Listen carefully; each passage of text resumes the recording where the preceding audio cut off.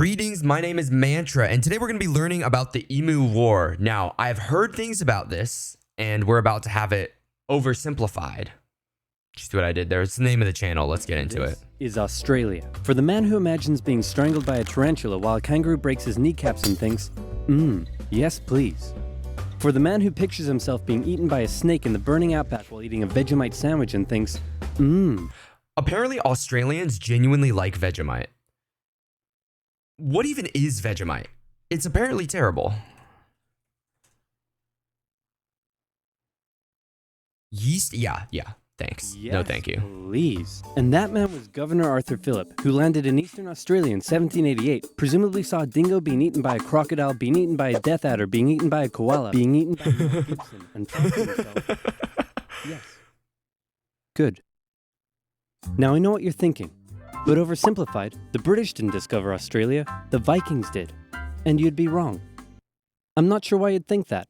But hey, if you love Vikings so much, then why don't you check out today's sponsor? Oh, Lord. The new What Wolves by support my channel. Special bonus. Buy! Man, this is great. The market will continue to grow forever. But what if it doesn't? Oh crap, I never thought of that. Sell! And the stock market crashed, which led to economic downturn, which meant banks wouldn't lend anyone any money. How does this have to do with Australia? Everyone stopped buying stuff, which led to more economic downturn. And hey, what if all the crops in the Great Plains were destroyed in a drought and then a big dust storm engulfed the area? That's right, more economic downturn. And in an effort to combat the crisis, America began imposing tariffs on foreign imports, which made the economic downturn go global, and the earth got really depressed. But one nation that was hit harder than most by the whole affair, Australia. The problem for Australia was that it relied heavily on its export industries, and in the current climate, no one was buying. To make things worse, Australia had introduced its own currency and pegged it onto the gold standard via the British pound. But then the UK started messing with its own peg on the gold standard, and if this is starting to sound confusing, then let me oversimplify it for you. Hey UK, looks like my car is broken down. Want to give me a tow? No problem, friend. I got you.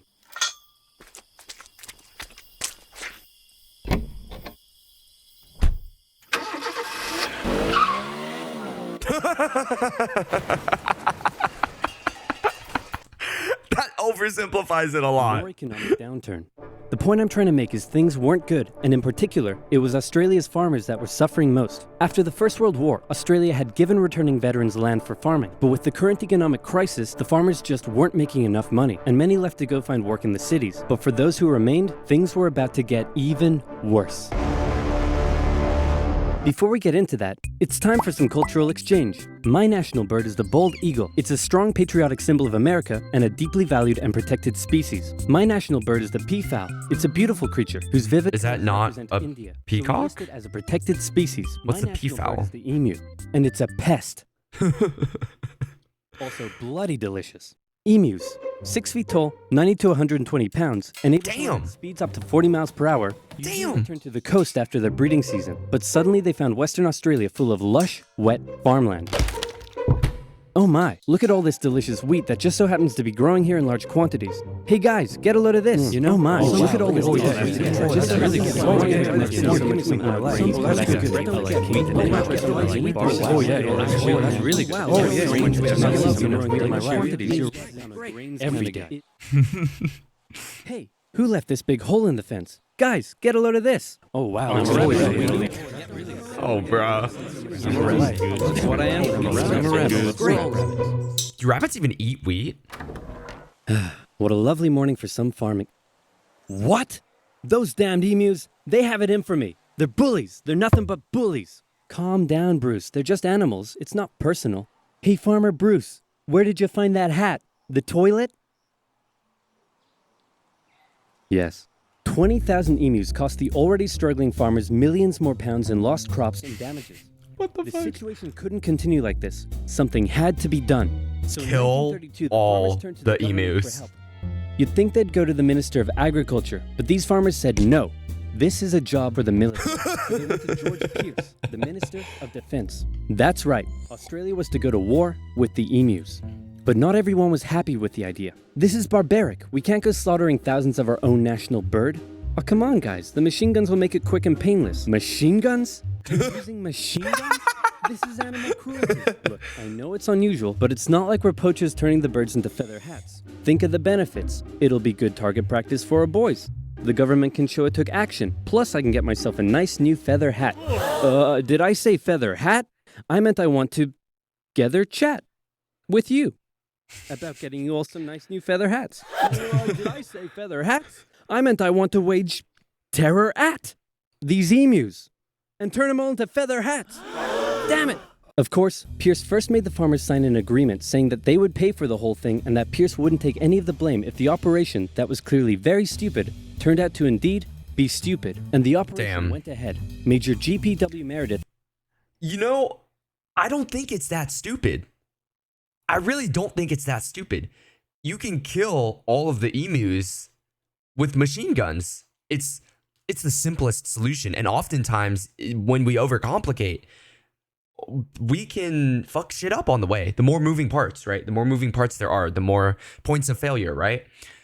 Go out there with a gun and kill the emus. This is the easiest solution. Sent with 2 Lewis machine guns to hunt down and take out the evil emu population in Western Australia. Only 2 men? Spotted.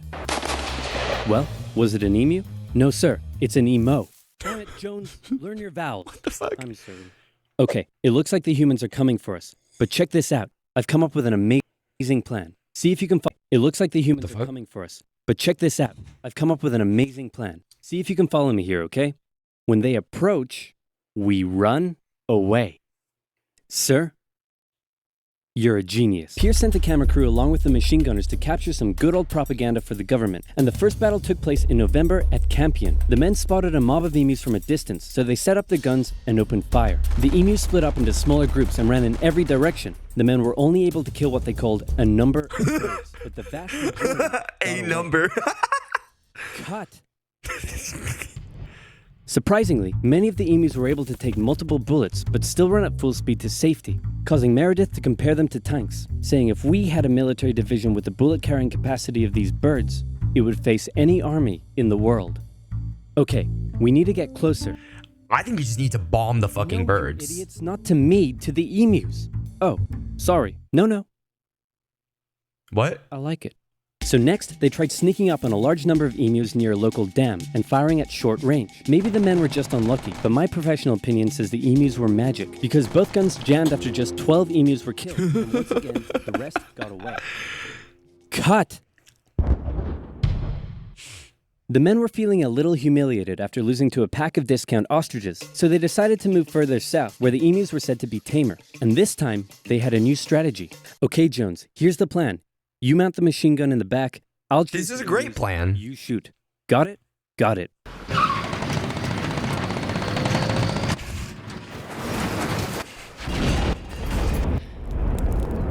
I'm gonna shove that camera up your... The operation was a fiasco, and the press had a field day. In Parliament, My Chemical and an Romance. opposition party member suggested that medals should be handed out to the emus, who had won every round. So Pierce, feeling quite humiliated, pulled the operation off. But 4 days later, the farmers approached again and said, "Hey man, the emus are still eating all our crops. Can you send the army back out here?" And Pierce was like, "Yeah, okay." So the operation was back on for round 2. And this time Meredith and his men had learned the emus' guerrilla tactics and were much more successful, with reports suggesting the men were cutting down 300 emus every week. Okay, not You bad. boys are getting great footage of this. What on earth are you filming? Despite the success, the media had lost interest in the whole thing. But with 1,000 my emus God. killed, Pierce finally ended the operation and returned to Parliament declaring victory for the humans. So there were 20,000 emus out there destroying crops, and you've killed 1,000. Meaning there's still 19,000 emus out there. Yep. And in addition, you've burned through 10,000 rounds of ammunition. Meaning you wasted 10 rounds per confirmed kill. That's right. Yeah, I'm gonna go ahead and call this one. At least I got a feather hat. What? So in the end, the emus won the Great Emu War of 1932, and the emus continued to wreak havoc. I don't even know how you fixed that problem. The government introduced a bounty system, which saw some success. But for a moment, let's take some time to remember the brave men who said goodbye to their families and risked their lives to take on the great, evil emu population in Western Australia. But even more importantly, let's think of the friends they made, the bond they created, and the memories This they is shared. great. Take me home to golden fields and sights of days gone by. It's where the heart lies. I truly don't know what happened to the emu population. Hey, guys, I solved the emu crisis. Really? How? I just made some better fences. Oh.